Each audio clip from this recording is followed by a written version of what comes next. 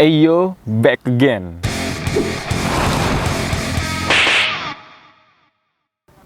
Kembali lagi di segmen Las Mukas. Motor ini apa? Motor ini adalah Vespa Primavera S150 Shine Waterspoon Edition.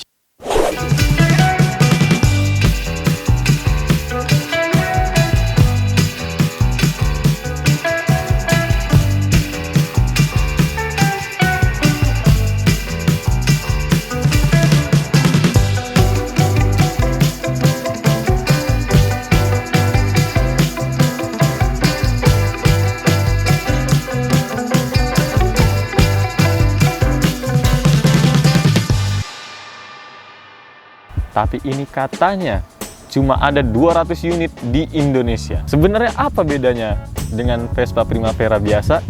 Tidak ada bedanya teman-teman, sama persis. Cuma bedanya dari tampil. Ini didesain oleh desainer asal Amerika. Motor ini bermesin 150 cc sesuai dengan namanya, Primavera S150. 150 itu berarti cc-nya 150 cc. Kita beralih ke kaki-kaki depannya teman-teman. Kita masuk ke sektor kaki-kaki depan teman-teman. Pasti teman-teman selalu sadar bahwa Vespa itu tidak pernah menggunakan dual shock di depan yang teleskopik. Tapi shock depannya itu sangat menarik buat kita lihat. Dia itu menggunakan spring teman-teman. Mirip shock breaker belakang motor pada umumnya. Cuma ada di sebelah.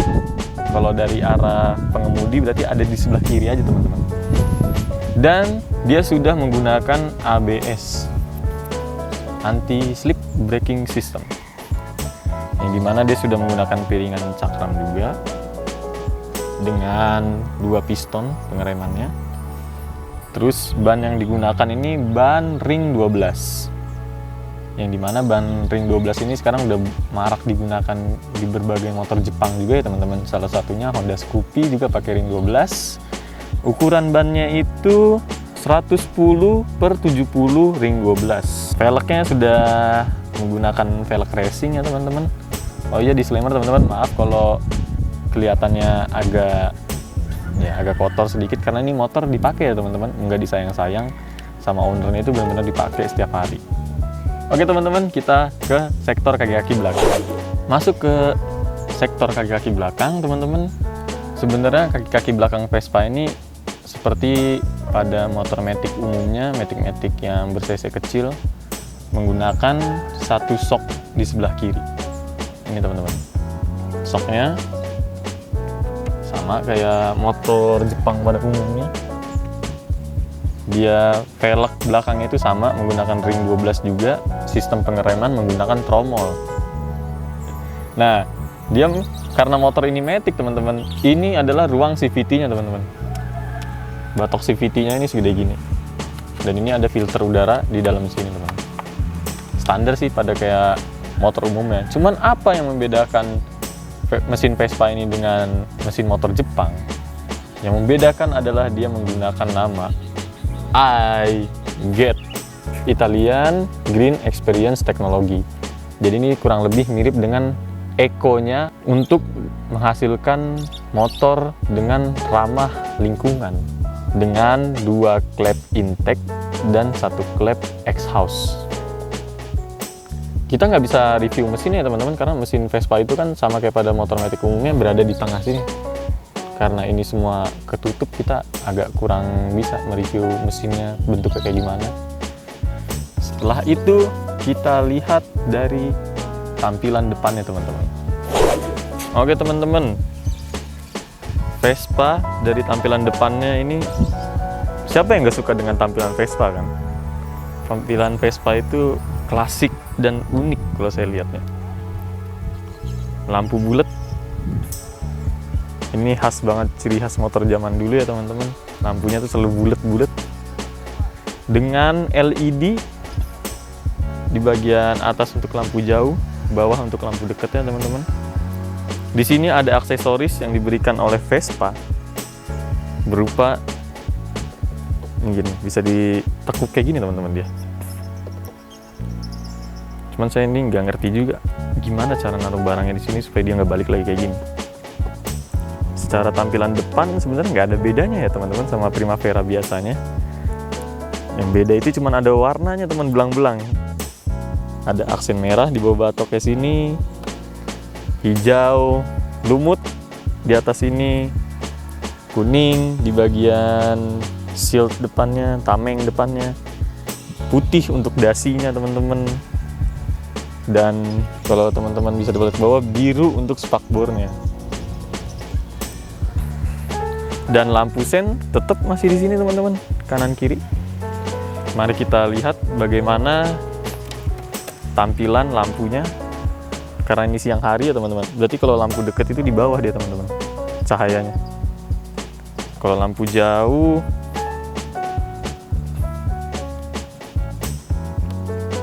ini lampu jauh teman-teman. Ini bisa buat dim teman-teman. Dia lampu jauhnya modelnya saklar kanan kiri, nggak atas bawah kayak motor biasanya. Jadi kalau ke kiri sini baru lampu jauhnya tetap dim teman.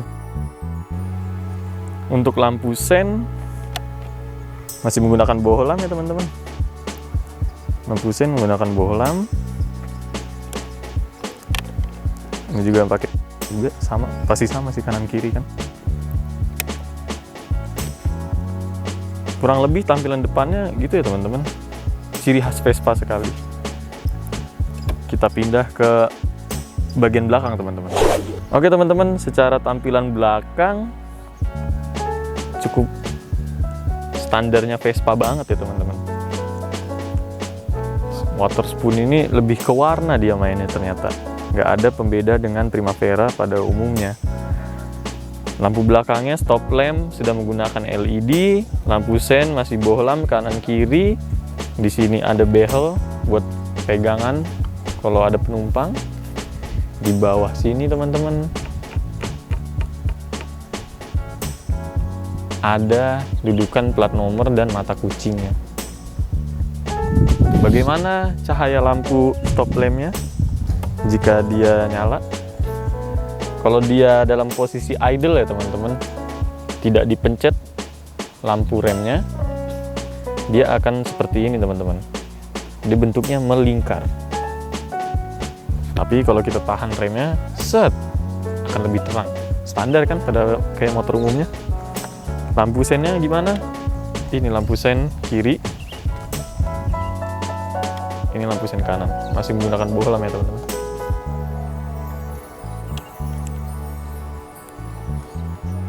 Kita pindah ke sektor speedometernya teman-teman. Banyak hal menarik di speedometer. Oke teman-teman, ini tampilan speedometer Vespa dalam kondisi mati. Jadi apa ini kedip-kedip?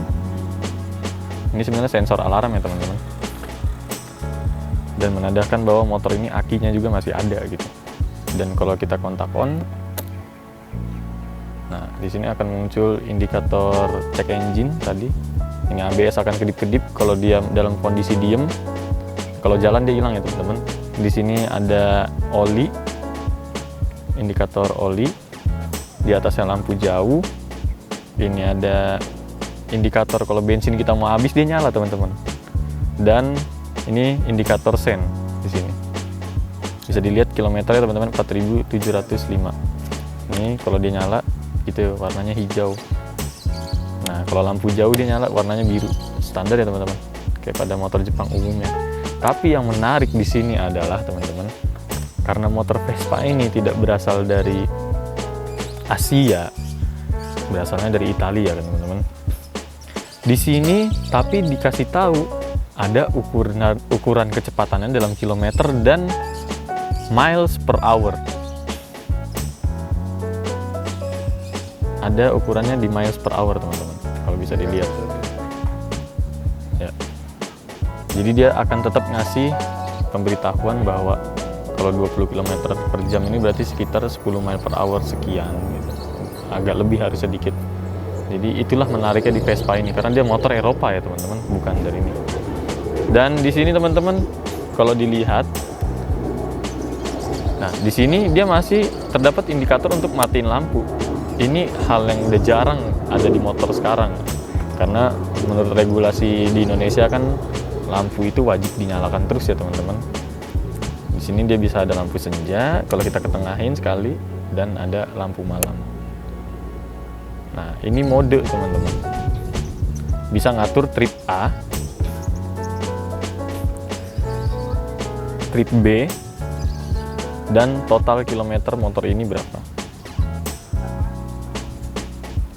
Hanya itu aja yang bisa diatur dari mode-mode ini ya teman-teman. Tidak bisa digeser ke kanan ke kiri, cuma untuk dipencet tengahnya aja. Ini starter, ini pindah ke sini, sebelah kiri ada klakson, ciri khas klakson Vespa. Ke kiri, sen kanan. Nah ini teman-teman yang tadi saya bilang ada dimnya. Kalau motor Jepang biasanya dipencet atas dan bawah untuk lampu dekat dan lampu jauh. Dan dim biasanya ada tombol sendiri lagi. Biasanya ada di handle depan sini kalau motor-motor Jepang. Tapi dia lucunya adalah kalau kita ke kiri dia lampu jauh terus teman-teman. Bisa dilihat dari sini, dia akan lampu jauh terus. Tapi kalau kita mau ngedim orang, kita cuma geser dia ke kanan aja, dia akan balik lagi sistemnya gitu. Tapi lucu juga sih, agak nyusahin kalau kita lagi lampu jauh gini pengen ngedim orang, harus geser dulu kayak gini, ntar pindahin lagi. Gimana suara starternya? Dia masih pakai dinamo starter ya teman-teman. Jadi ada suara cek cek cek cek gitu. Kita ulang lagi sekali lagi dalam kondisi dari bawah. Nah, karena dia masih pakai dinamo starter teman-teman. Kalau kita gas suaranya kayak gimana?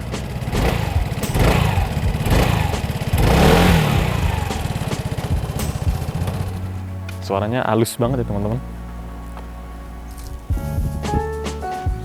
Jadi fitur apa lagi yang tersedia pada Vespa ini? Fiturnya banyak ya teman-teman sebenarnya. Fitur untuk penyimpanannya, contohnya di depan sini. Cara bukanya gimana sih? Ini kan dalam kondisi off ya teman-teman. Kalau misalnya kita dari kunci stang kayak gini, kita putar sekali. Kita putar sekali lagi. Lalu kita tekan kuncinya ke dalam, dia akan terbuka penyimpanannya. Jadi ada apa aja di sini? Ini sikring teman-teman. Buat ngatur sikringnya, lucunya dibikin jaring-jaring begini, ya, model desainnya saya suka nih lihatnya kayak gini. Terus di sini ada penyimpanan. Sebelah kirinya ada penyimpanan teman-teman. Sini ini nggak tahu muat apa, tapi harusnya muat. Di sebelah sini juga ada bisa dibuka, tapi saya karena motor orang nggak terlalu luas ya teman-teman. Ini ada tuas juga, saya nggak tahu nih teman-teman buat apa. Mungkin kalau user Vespa bisa dikasih tahu tuh fitur-fitur yang ada lagi di dalamnya.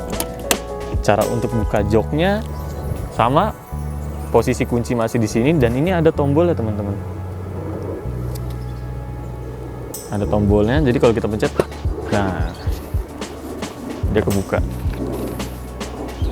Dia pakai per pegas teman-teman joknya, jadi nggak bakal balik dia. Ini suatu hal yang sederhana tapi saya suka sebenarnya. Kalau lagi isi bensin tuh kadang suka ngeselin dia, kadang suka mundur-mundur sendiri. Tapi ini karena ada pegasnya, ya lumayan membantu. Lalu ada apa aja di bawah sini? Sebenarnya ini hijau ini cover ya teman-teman. Aslinya jok ini bludru, warna coklat. Tapi karena ini motor orang juga, saya nggak enak lah bukanya. Kita menghargai ownernya. Terus di dalam sini terdapat penyimpanan. Helm harusnya muat di dalamnya. Ini ada kunci-kunci ya teman-teman. Tapi dia dilapis lagi dengan bahan yang mirip dengan bagasi belakang mobil. Ini apa ya Pak nama bahannya? Fiberglass? Oh bukan. Enggak, yang kayak di mobil itu loh. Kayak karpet. Iya, kayak karpet gitu. Nah, aslinya kayak gitu teman-teman. Ada plastik biasa gitu doang. Tapi dengan Vespa diberikan topinya, topi Meksiko. Padahal dia dari Italia. Ini isi kunci-kuncinya standar dari bawaan motor ya teman-teman. Ada obeng, kunci busi. Dan ini teman-teman yang menarik dari motor Vespa yang saya suka juga. Tutup bensinnya pakai plastik. Dan mirip ini tempat oli samping motor. Gini teman-teman. Ini tutup bensinnya warna hijau karetnya. Kita pasang lagi.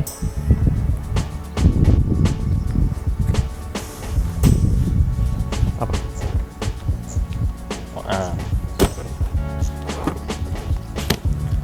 Lalu ada hal yang menarik lagi dari Vespa ini ya teman-teman. Biasanya kan cantolan gantungan belanjaan tuh di motor-motor Jepang biasa di depan kan. Kalau dia ini belakang. Dan lebih uniknya lagi kalau dia nggak kepake itu dia bisa didorong ke belakang. Bisa dorong depan belakang. Ini suatu hal yang bagus. Tapi sayangnya ini dari plastik ya teman-teman. Jadi mungkin ada kemungkinan patah kalau overload. Tapi ya bagus sih. Dari segi penggunaan bagus nih. Oke teman-teman, setelah kita review semua yang ada di Vespa ini, saya akan mencoba motor Vespa ini ya teman-teman. Ini dalam kondisi standar 2. Nggak terlalu berat kalau buat naikin standar 2 dan turunin standar 2-nya. Ini tinggi saya harusnya mirip-mirip dengan Om Fitra Eri. Jadi kurang lebih saya bisa kayak gini teman-teman. Kaki tetap napak. Duduk jok enak, lebar. Mari kita coba jalan bagaimana handling dan tenaganya. Tapi ingat teman-teman, ini kita di dalam komplek, jadi jalanan tertutup juga. Kalau saya nggak pakai helm ya nggak apa-apa lah. Jadi kita coba.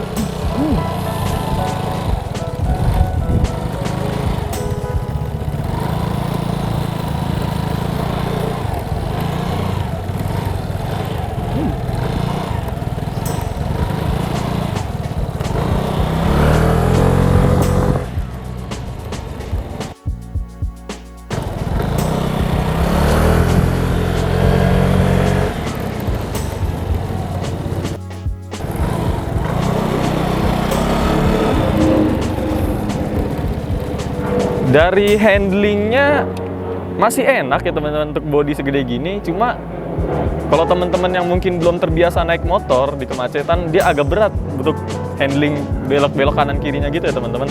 Buat nikung kanan kiri itu agak berat. Untuk muter balik juga harus menjaga keseimbangan banget naik motor ini. Karena body-body dia ini kebanyakan dari besi ya teman-teman. Makanya bobotnya agak lebih berat. Lalu untuk tenaganya gimana? Tenaganya sih saya akuin untuk 150 cc-nya top chair sih, tarikannya enteng banget. Terus juga tenaganya instan, cukup instan sebenarnya.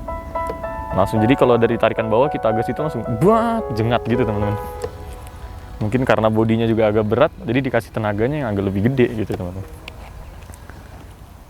Mungkin dari kelemahan Vespa yaitu bodinya agak berat. Jadi untuk teman-teman pemula naik motor perlu adaptasi yang sangat tinggi naik motor ini.